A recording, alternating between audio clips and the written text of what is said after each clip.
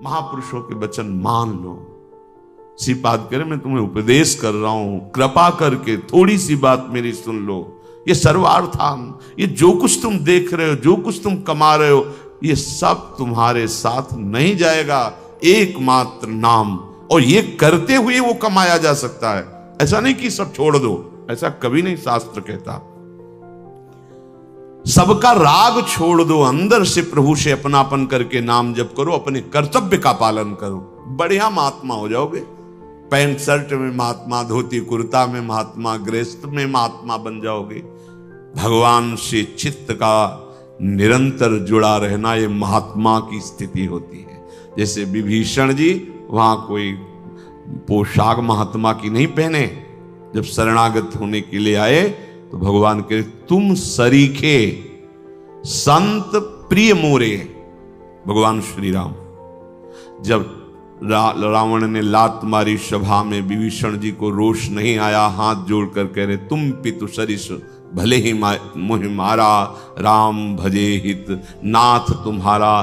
तो परम वैष्णवाचार्य महादेव जी उमा संत कह यही बड़ा है, ये संत है विभीषण। देखो विभीषण जी हृदय से संत हैं, क्योंकि निरंतर नाम जप करते हुए भगवान को अपना मानते हैं, अन्य किसी कोई वस्तु व्यक्ति स्थान को नहीं।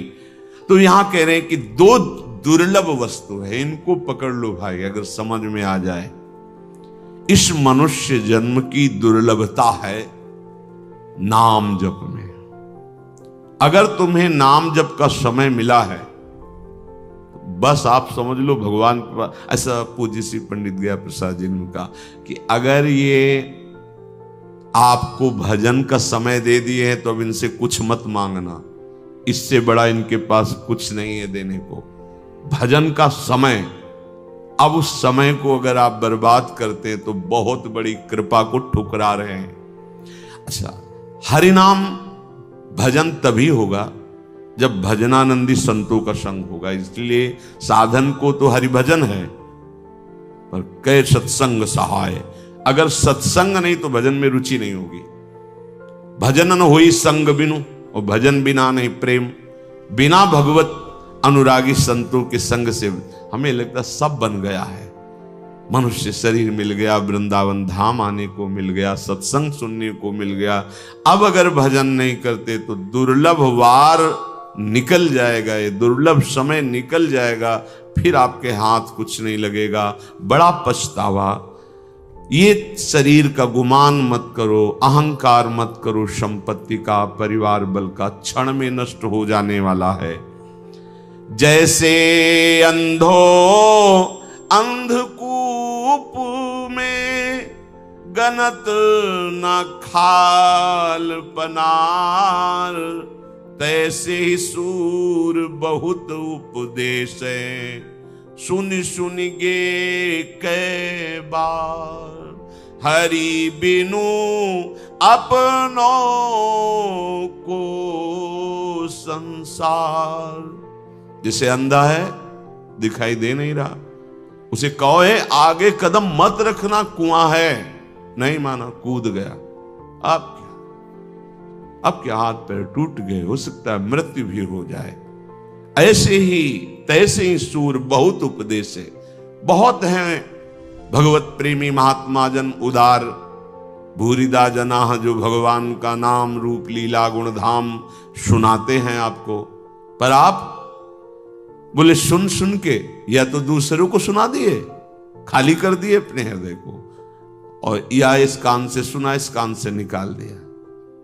आप उसे ग्रहण नहीं की। ग्रहण कोई विशेष भाग्यशाली करता है। शब्द पड़ा और गूंज गया।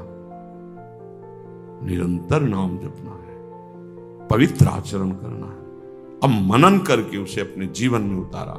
अगर कभी कोई प्रेमी महाजन आपके साथ बैठे हैं, आपके प्रेमी जन, परिवार के जन, और उपदेश करना है जो सुन के आए हो, तो उसमें कभी ये शब्द न हो कि मैंने ये ग्रहण किया, नहीं।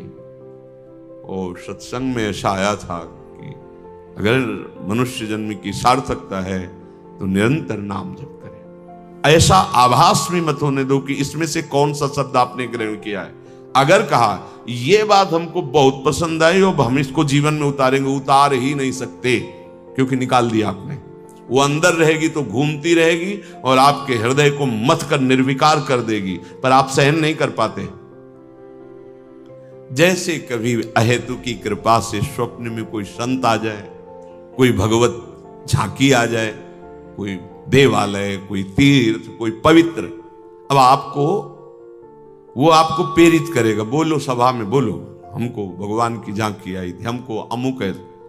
बिल्कुल नहीं, बिल्कुल नहीं, बंद हो जाएगा। अहेतु की कृपा से यदि स्वप्न, जागृत की तो स्थिति प्रपंच में है ही, स्वप्न में जब आप भगवत संबंधी कोई स्वप्न देखें तो वो भगवान चाहे जागृत में आवे, चाहे स्वप्न में आवे, चाहे वो सत्य है। भगवान के संत सत्य स्वरूप भगवान में स्थित है।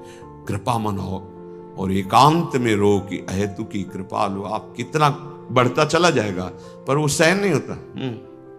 पूज्य सदगुरुदेव भगवान के पास श्री जगन्नाथ जी के अंग सेवी गए, हमने आपकी महिमा सुनी है, ऐसा ऐसा हो, आप कुछ भाव प्रकट कीजिए। पूज्य महाराज जी के वचन, हम तो गुणहीन हैं, हम क्या भाव प्रकट करें। कोई छो आप, वो बार बार उनके साइड में जो सेवक जन थे, ये श्रीअंग सेवी हैं, श्रृंगारी हैं जगन्नाथ जी के, ऐसा वो आप कृपा करके कुछ बोल दीजिए। नहीं, हमें तो कुछ आता ही नहीं ऐसे। बोले ये तो आपकी वैष्णव दैन्यता। दैन्यता नहीं, सही में हमें कुछ नहीं आता। नहीं, कुछ तो आप, बस हम तो हमारी श्री जी हैं और तुम कुछ जानते नहीं। चले गए। क्या उपदेश दे गए, पकड़ पाएंगे? एक बार कोई महापुरुष आए थे, हम सेवा में थे, तो पूज्य श्री वल्लभाचार्य भगवान के आचार्य में थे, परिचय उनके संग के दिए। महाराज जी की बस हर समय मुद्रा एक, अब तो बिल्कुल सहज सरल एकदम कृपालु। तो जे भी वो आए तो उनके जनों ने बताया कि अमुक अमुक आ, प्रणाम किया, उनको आसन में ढाला। महाराज जी अंदर थे, उनका वो पूज्य श्री भगवान वल्लभाचार्य जी के वंश के निज जन आए, आचार्य वयोवृद्ध थे। महाराज जी निकल के आए, प्रणाम किया, बैठ निरंतर वो देखते। उन्होंने कहा कि कुछ सुनने आए। महाराज जी ने आंख खोली, आपसे कुछ सुनने आए। बोले सुनाओ। आज गोपाल रास रस खेलत। हमसे कहा सुनाओ, आज पद सुना। आज गोपाल रास रस खेलत, सेवा पद की शाम टाइम होती थी, पूरा पद हो। कहा कोई गूढ़ रस प्रिया जी का, वो चाह रहे थे कि महाराज जी कुछ श्रीमुख से बोले। उनका सुनाओ, पी को नाचन सिखवत प्यारी। बस हमारी तरफ कह के बोल, फिर अच्छा हमारी दिनचर्या, प्रणाम किया, अंदर। अपने आदर्श महापुरुषों से शिक्षा लेना चाहिए। स्वप्न जागृत किसी भी स्थिति में कोई भाप ही नहीं सकता। वही धनी है सच्चा परमार्थ का, जो अपने धन को छुपा ले। हाँ, अपने निज जनों से कुछ बचा के थोड़ी रखते हैं। आपको जो स्वप्न में जागृत में जो भी भजन बन रहा है, जो भी आनंद मिल रहा है, प्रार्थना है, गुप्त रखिए, इसे प्रकाशित मत कीजिए। पूज्य श्री कृपा विलास के महाराज जी, उनसे पूछा गया कि आपके जीवन का पूरा सार कुछ शब्दों में। तो उनका जैसे सूखा पत्ता वायु की प्रेरणा से जहां डाल दिया जाता है वहां बस कृपा कृपा। वो आश्रम का भी नाम कृपा विलास।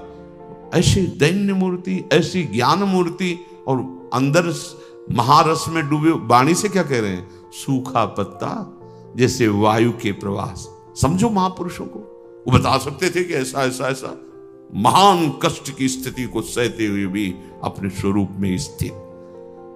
इस बात में उपासक फिसल जाता है। छोटी सी कोई अनुभूति हुई, छपवा दिया, प्रकाशित कर दिया, नहीं रह जाएगा हृदय में वस्तु। परमार्थ के उपासक को छिपने की आवश्यकता है, छपने की नहीं। और जब फूल में सुगंध आ जाती तो भौरे बुलाए नहीं जाते, निमंत्रण कार्ड नहीं भेजा जाता, मड़राने लगते हैं। जब हरि विशद यश का विस्तार करना चाहते हैं वो अपने आप हो जाता है, करने की जरूरत नहीं होती। प्रचार अपने आप शुरू कर हरि करवाते हैं, अपना यश गान हरि करवाते हैं, फिर वो संभालते हैं। अपना केवल कर्तव्य है निज बन करके प्रभु के, निज ऐसे कि उस अपनेपन में कोई दूसरा ना हो, और जो अनुभूतियां निज आराध्य देव से हो रही उनको एकदम गुप्त रखा जाए। पर ये अहंकार नहीं मानता, ये उगलवाने की कोशिश करता है। किसी से तो कह दो, कुछ तो कह दो, वाह आपको ऐसा हुआ, गया गया खेल। बस इस पे सावधान रहना। जैसे अंधो अंधकूप में गनत न खाल पनार, वो नहीं देख रहा कितना गहरा है, हमारी क्या दुर्गति हो जाएगी, और रोका जा रहा है फिर भी नहीं रुक रहा है। भगवान शंकर ने रोका नारद जी को, अब दोबारा हरि के सामने मत कह देना। तुम नारद जी विपरीत सोच गए कि इनके पास काम आया तो क्रोध से जला दिया, तो मतलब काम नहीं परास्त कर पाया तो क्रोध तो आ गया, लेकिन हमको क्रोध भी नहीं आया। और ये अब हमें लगता है हमारा यश नहीं सह पा रहे, इसलिए ऐसा कह रहे कि किसी से कहना नहीं। और जब कहा तो जो हुआ कई बार सुना चुके। ये परमार्थ है। बहुत चलने वाले को वीर नहीं कहते कि तुम बहुत दौड़ रहे हो, दिशा किधर है, अंदर का उद्देश्य क्या है, अभी किया नहीं, करने जा रहे हो। अहंकार इस कोटि का बिल्कुल नहीं कुछ होने वाला।